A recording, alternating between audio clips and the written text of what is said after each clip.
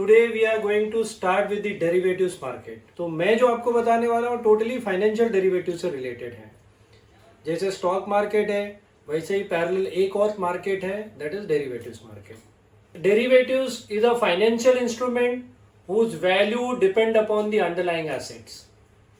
I repeat once again, it's a financial instrument, the value of which is depend upon the underlying asset. कहने का मतलब derivatives का जो value होता है वो किसी और असेट के ऊपर डिपेंड होता है. एग्जाम्पल जैसे मैं आपको दूं, जैसे मिल्क से कर्ड बनाना. कर्ड का प्राइस किसके ऊपर डिपेंड रहेगा? मिल्क के ऊपर. मिल्क का प्राइस बढ़ा, डेफिनेटली कर्ड का प्राइस भी क्या होगा? बढ़ेगा. तो यहाँ पे जैसे कर्ड हुआ या तो पोटैटो वेफर हुआ, इसका अंडरलाइंग एसेट क्या हुआ? पोटैटो के लिए पोटैटो वेफर, पोटैटो वेफर के लिए पोटैटो हुआ, कर्ड के लिए क्या हो गया? मिल्क हो गया. ये अंडरलाइंग एसेट हो गया. वैसे ही डेरिवेटिव्स मार्केट में भी कुछ अंडरलाइंग एसेट होते हैं जिसके ऊपर डेरिवेटिव्स मार्केट का प्राइस डिपेंड होता है. एग्जाम्पल देखिए, जैसे सपोज मैं रिलायंस फ्यूचर की बात करता हूं. फ्यूचर जब भी वर्ड आया वो डेरिवेटिव्स होता है, ऑप्शन जब भी वर्ड आया वो डेरिवेटिव्स होता है. तो अगर मैं रिलायंस फ्यूचर की बात करता हूं तो उसका प्राइस डिपेंड होगा रिलायंस कैश मार्केट पे. रिलायंस ऑप्शन की बात करता हूं तो उसका प्राइस डिपेंड होगा रिलायंस कैश मार्केट पे. तो रिलायंस का जो कैश मार्केट है, रिलायंस का जो स्टॉक मार्केट है, that will become the underlying asset for the Reliance derivative market. जैसा ही अंडरलाइंग एसेट परफॉर्म करेगा वैसा ही उसका डेरिवेटिव्स भी परफॉर्म करेगा. अगर अंडरलाइंग एसेट परफेक्टली परफॉर्म नहीं कर रहा है तो डेरिवेटिव्स मार्केट भी उसका परफेक्टली परफॉर्म नहीं करेगा. अब इससे रिलेटेड कुछ कैरेक्टरिस्टिक होता है, जैसे कि डेरिवेटिव्स मार्केट कभी भी फंड रेजिंग के लिए यूज नहीं होता है. It is purely a secondary market transaction. अगर मैं सेकेंडरी मार्केट की बात करता हूं तो ये पूरा का पूरा स्टॉक एक्सचेंज के थ्रू खरीद सकते हो, बेच सकते हो. इसके इनिशियल फंड रेजिंग के लिए कभी भी यूज नहीं होता है डेरिवेटिव्स मार्केट. दूसरी चीज, डेरिवेटिव्स मार्केट हमेशा हेजिंग के लिए, आर्बिट्रेज के लिए या स्पेकुलेशन के लिए यूज किया जाता है. आर्बिट्रेज, स्पेकुलेशन और हेजिंग के लिए यूज होता है. ये टोटली अलग चीजें होती है. आर्बिट्रेज अलग है, स्पेकुलेशन अलग है, हेजिंग अलग है. इसके बारे में हम लोग अलग वीडियो में बात करेंगे. आर्बिट्रेज क्या होता है, स्पेकुलेशन क्या होता है और हेजिंग क्या होता है. तो जैसे कि मैंने आपको बताया, it is purely a secondary market transaction. ये कभी भी फंड रेजिंग के लिए यूज नहीं होता है. ये हमेशा आर्बिट्रेज, स्पेकुलेशन और हेजिंग के लिए यूज किया जाता है. और ये मोस्ट लिक्विड मार्केट होता है. दैट मीन्स इजीली आप कैश में क्या कर सकते हो, इसको कन्वर्ट कर सकते हो. और दूसरी चीज, जो डेरिवेटिव्स के टाइप होते हैं, एक तो होता है फॉरवर्ड, एक होता है फ्यूचर और एक होता है option. Forward, future and option. अब देखिए, थोड़ा सा समझते हैं फॉरवर्ड क्या होता है, फ्यूचर क्या होता है, ऑप्शन क्या होता है.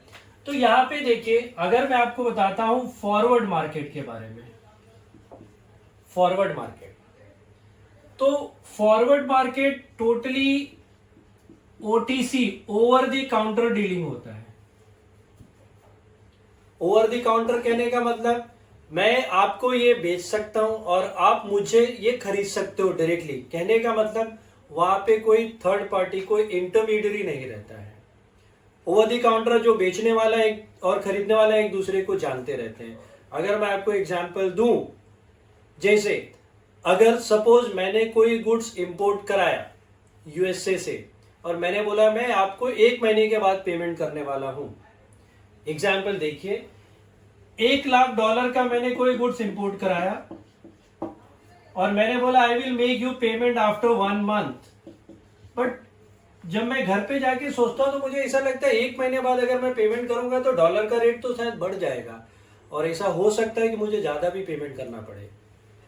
तो मैं सोचता हूं कि मुझे कोई आज के डेट में ऐसा पर्सन मिले जो बोले कि 1 महीने बाद कुछ भी सिचुएशन हो मार्केट में, आज का जो डॉलर का रेट है वही रेट मैं आपको 1 महीने बाद में भी डॉलर आपको दूंगा. तो आज के डेट में वो पर्सन से क्या कर लूंगा, कॉन्ट्रैक्ट कर लूंगा कि मुझे 1 महीने बाद, जैसे सपोज मैंने बोला 1 महीने बाद आप मुझे डॉलर क्या देना, 70 रुपीज में देना. लेकिन आज मैं कॉन्ट्रैक्ट करूंगा बट 1 महीने बाद में वो पर्सन से जाके खरीदूंगा 70 रुपीज में। तो ये जो कॉन्ट्रैक्ट मैं आज के डेट में कर रहा हूं, बट उसका डिलीवरी जो मुझे लेना है फ्यूचर डेट में लेना है, that is to be called as a forward. यहाँ पे क्या क्या चीजें होती हैं, जो बायर है सेलर एक दूसरे को जानते रहते हैं। तो यहाँ पे मैंने क्या किया, मेरे रिस्क को मैंने कम कर दिया। मैंने ऐसा सोचा अगर फ्यूचर में 70 रुपए की जगह 75 रुपए में डॉलर मिलता था तो शायद मुझे नुकसान हो सकता था। और फॉरवर्ड के काफी सारे कैरेक्टरिस्टिक होते हैं फॉरवर्ड कॉन्ट्रैक्ट के, उसका एक सेपरेट वीडियो हम देखेंगे। अभी दूसरा जो एग्जांपल मैं आपको समझाने जा रहा हूं वो दूसरा रिलेटेड है फ्यूचर मार्केट से। जैसे फॉरवर्ड ओटीसी होता है, फ्यूचर ओटीसी नहीं होता है, ये ईटीएफ होता है, एक्सचेंज ट्रेडेड, और you can say that ET, that is exchange traded. जब भी ट्रांजैक्शंस होता है, जैसे मैं कोई चीज खरीदना चाहता हूं और सामने वाला पर्सन कोई चीज बेचना चाहता है, तो मैं डायरेक्टली अप्रोच करूंगा स्टॉक एक्सचेंज को, और स्टॉक एक्सचेंज मेरे लिए पार्टी ढूंढ के देगा। तो बायर के लिए भी स्टॉक एक्सचेंज पार्टी ढूंढ के देता है, सेलर के लिए भी स्टॉक एक्सचेंज क्या करता है, पार्टी ढूंढ के देता है। फिलहाल अभी समझने के लिए इतना याद रखिए, ये ओटीसी है, ये एक्सचेंज ट्रेडेड होता है। और एक तीसरी चीज जो होती है दैट इज ऑप्शन, वो भी एक्सचेंज ट्रेडेड होता है। दैट मीन्स उसके अंदर भी स्टॉक एक्सचेंज इन बिटवीन आता है। तीनों की कैरेक्टरिस्टिक अलग अलग है। फॉरवर्ड कुछ अलग तरीका है, फ्यूचर का कुछ अलग तरीका है, ऑप्शन का कुछ अलग तरीका है। जैसे जैसे हम आगे बढ़ते चले जाएंगे, फॉरवर्ड के बारे में अलग वीडियो बनेगा, फ्यूचर के बारे में एंड ऑप्शन के बारे में। नेक्स्ट वीडियो आपको फॉरवर्ड मार्केट और उससे रिलेटेड जो कैरेक्टरिस्टिक रहेगा उसके बारे में मैं आपको बताऊंगा। Thank you very much. जय हिंद।